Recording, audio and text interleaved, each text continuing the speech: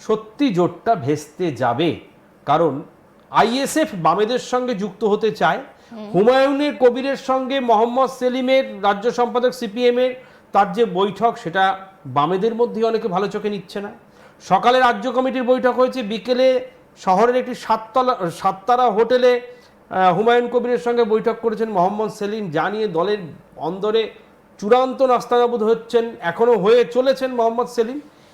দেখো, আইএসএফে কোনো ছুতমার্গ নেই সিপিএম বা বামফ্রন্টের, কিন্তু হুমায়ুনের ছুতমার্গ রয়েছে বামফ্রন্টের, সিপিএমেরও আছে। যেমন ফরওয়ার্ড ব্লক প্রকাশ্যে বলেছে আমরা তাহলে থাকবো না যদি হুমায়ুন কবিরের নতুন দল জনতা উন্নয়ন পার্টির সঙ্গে বামফ্রন্ট গাঁটছড়া বাঁধে। যদিও সেলিমের পক্ষ থেকে বলা হচ্ছে আমরা শুনতে চাইছিলাম হুমায়ুন কি বলতে চায়, কারণ হুমায়ুন কবির তিনি বারবার যোগাযোগ করছেন বামফ্রন্টের বিভিন্ন মানে সিপিএমের মোহাম্মদ সেলিমের সঙ্গে, সেই কারণে বৈঠক করতে গেছিল বলে এটা কিন্তু বলা হচ্ছে কেবলমাত্র হুমায়ুন কবিরের পক্ষ থেকে নয়, এটা মোহাম্মদ সেলিমের পক্ষ থেকে বলা হচ্ছে। যদিও আসন্ন বিধানসভা নির্বাচনের সব এজেন্ডাকে সরিয়ে রেখে একটা এজেন্ডাই মূলত প্রথম এবং প্রধান, সেটা হচ্ছে হুমায়ুন কবিরকে ভোটে জিততে হবে। জিততে গেলে কি করতে হবে সেটা হুমায়ুন কবির ঠিক করবেন, কিন্তু জোট কিন্তু এই মুহূর্তে সব দলের সঙ্গে কথা বলছেন হুমায়ুন কবির। মোটেই শুধুমাত্র আইএসএফ বা এসআই মিম সেরকমটা কিন্তু নয়, সবকটি অতৃণমূলী বিজেপি লোকেদের সাথেও কথা বলছে। তিনি চাইছেন 26-এর বিধানসভা নির্বাচনে তৃণমূলকে পর্যুদস্ত করতে। বেশ, তুমি একটু হুমায়ুন কবিরের সঙ্গে কথা বলবার চেষ্টা করো, ততক্ষণ আমি সুজয়ের কাছে যাবো। সুজয়, আরও একটা বিষয় দেখো, তুমি যেহেতু কিছুদিন আগেই হুমায়ুন কবিরের সঙ্গে নিজে কথা বলেছিলে এবং তখন যখন তুমি জোট প্রসঙ্গটা সামনে এনেছিলে, তিনি কিন্তু কোথাও একটা স্পষ্ট বার্তা দিয়েছিলেন যে জোটের জন্য তিনি প্রস্তুত রয়েছেন, তাই জোট হলে তার কোনো আপত্তি নেই। এবং আমরা দেখতে পাচ্ছি যতবার এই জোটের বিষয়টা আসছে তিনি কিন্তু প্রত্যেকের সঙ্গেই কথা বলবার চেষ্টা করছেন। এক কথায় বলতে গেলে 2026-এর নির্বাচনে তিনি মরিয়া জেতার জন্য। একেবারেই তাই। দেখো, আমরা কথা বলেছিলাম হুমায়ুন কবিরের সঙ্গে, তিনি কিন্তু আইএসএফের সঙ্গে যেতে তিনি 100% চেষ্টা করছেন যে তিনি আইএসএফের সঙ্গে জোট করতে, এবং আইএসএফকে ইন্ডিয়ান সেকুলার ফ্রন্টকে বা নওশাদ সিদ্দিকীকে নিয়েই তিনি কিন্তু জোটে যেতে চাইছেন এবং তার সঙ্গে কথা বলে, এবং তার দলের কিন্তু একেবারে সুচেতা স্পষ্ট এজেন্ডা তারা চাইছে। এবং মিমের রাজ্য সভাপতি ইমরান সোলাঙ্কি তিনিও চেয়েছেন যে তিনি আইএসএফের সঙ্গে এবং জনতা উন্নয়ন পার্টি একসঙ্গে তারা জোটে যেতে। কিন্তু এই মুহূর্তে যেটা দেখা যাচ্ছে যে আইএসএফ, সেটা কৌশিক দালও ভালো বলতে পারবে, যে নওশাদ সিদ্দিকীর সঙ্গে দফায় দফায় বৈঠক করছে। এই মুহূর্তে আমাদের সঙ্গে ফোনে রয়েছেন হুমায়ুন কবির। হুমায়ুন বাবু, এই মুহূর্তে জোট নিয়ে কিন্তু নানা জল্পনা চলছে এই মুহূর্তে। আপনার ফাইনালি এখনো পর্যন্ত মিমের সঙ্গে জোট তো কনফার্ম আমরা জানি, কিন্তু আইএসএফ এবং বামেদের সঙ্গেও কি জোট হয়ে গেল? দেখুন, বামেদের বিষয়টা নিয়ে আমি ক্লিয়ার কিছু বলতে পারছি না এই মুহূর্তে। আমার বামেদের কোনো নেতৃবর্গের সঙ্গে এই নিয়ে কোনো আলোচনা হয়নি।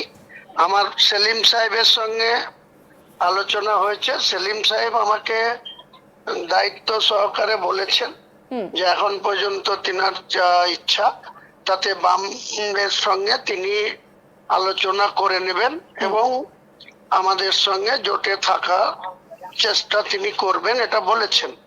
আগামী আজকে 15 তারিখ, 20 তারিখের মধ্যে আবার একটা আলোচনা হওয়ার সম্ভাবনা রয়েছে। সেই আলোচনাতে ফলপ্রসূ কিছু হলে হবে, না হলে আমি আপনাদের আগেই জানিয়ে দিয়েছি, বাংলার মানুষকে জানিয়ে দিয়েছি আমার সঙ্গে মিমের সঙ্গে জোট হচ্ছে। আরো ছোট ছোট কয়েকটি রাজনৈতিক দল যেগুলো আজকে কলকাতায় বসছে, আমাদের প্রতিনিধি সেখানে পাঠানো হচ্ছে, আলোচনা চলছে। এসডিপিআই থেকে শুরু করে আজাদ সমাজ পার্টি থেকে শুরু করে আরো কয়েকটি ছোট ছোট দল, এবং ইতিমধ্যে যে আইমা, যেটা আর কি জাতীয় উন্নয়ন পার্টি, যেটা রুহুল আমিন সাহেব পীরজাদা, উনার সঙ্গেও কথা হয়েছে। উনিও আমাকে মেসেজ করেছেন, আমি ওনার সঙ্গেও আমাদের রাজ্য সভাপতি পীরজাদা আমিনকে পাঠাচ্ছি ওনার সঙ্গে কথা বলতে।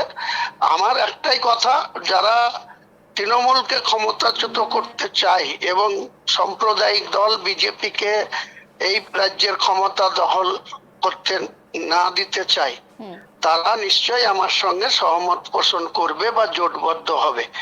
আমরা চেষ্টার কোনো ত্রুটি রাখছি না। ইনশাল্লাহ যদি কোনো কারণে এরা আমাদের সঙ্গী না হয়, আমরা ইনশাল্লাহ তৈরি আছি এবং জনতা উন্নয়ন পার্টির নেতৃত্বে আমরা এই সরকারের ক্ষমতা থেকে আমরা ক্ষমতাচ্যুত করবই। এটা উপরওয়ালা আমাদের সহায়তা দেবে বা মানুষের মনে সেটা আজকে জাগ্রত হচ্ছে যে আমরা অন্যায়কে, দুর্নীতিকে কোনো মতেই প্রশ্রয় দেব না। বাংলার মাটিতে আজকে দুর্নীতিগ্রস্ত সরকার প্রতিষ্ঠা হয়ে আছে, সেটাকে শিকড় সহ উপড়িয়ে ফেলতে হবে, নাহলে বাংলার মানুষ আগামী দিনে আরো বেশি ক্ষতিগ্রস্ত হবে। সেই তাদের ক্ষতি যাতে না হয়, বাংলার মানুষ যাতে সম্পৃক্তি রেখে, বাংলার মানুষ যাতে শিক্ষা, স্বাস্থ্য, পানীয় জল, বিদ্যুৎ, নিত্য প্রয়োজনীয় যে সমস্ত জিনিস যেখান থেকে আজকে মানুষ পরিষেবা পাচ্ছে, কিন্তু সেই পরিষেবা পাওয়ার পরেও মানুষের ওপরে অঘোষিত একটি মানে জুলুম চলছে, তোলাবাজি চলছে। রাস্তায় যে কোনো গাড়ির যারা চালক তাদেরকে জিজ্ঞেস করুন যে মমতা ব্যানার্জির পুলিশ এবং এক শ্রেণীর মমতা ব্যানার্জির ক্যাডাররা বীরভূম থেকে শুরু করে যে কোনো জেলায়, বর্ধমান থেকে শুরু করে যেখানে কোলফিল্ড এলাকা, যেখানে স্টোন চিপ বা স্যান্ড, বালি, যা কিছু পরিবহন, সমস্ত জায়গায় লুট চলছে মমতা ব্যানার্জির নেতৃত্বে। বেশ, হুমায়ুনবাবু, 13,000 এখান থেকে আরো একটা বিষয় দেখুন, এসআইআর এর প্রক্রিয়া প্রায় শেষের দিকে, সেখানে দাঁড়িয়ে ভোটের ঘোষণা আর খানিকটা মানে কয়েকটা দিনের অপেক্ষা বলা যেতে পারে। বুথ স্তরে কতটা সংগঠন শক্ত করতে পারলেন? কারণ আপনি একেবারে শেষ মুহূর্তে বলা যায় যে আপনি দলের ঘোষণা করেছেন, সেখানে প্রস্তুতি কতটা তুঙ্গে রয়েছে? দেখুন, মানুষের একটা কথা আছে, ইচ্ছা থাকলে উপায় হয়।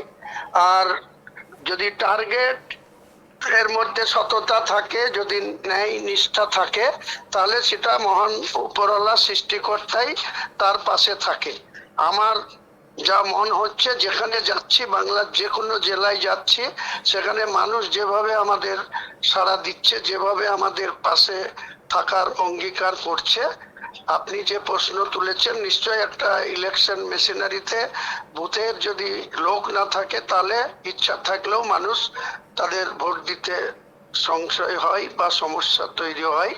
আমার মনে হচ্ছে ভোট ডিক্লেয়ার হতে দিন, প্রায় 38 দিন 40 দিন আমরা সময় পাবো। সেই সময়ের মধ্যে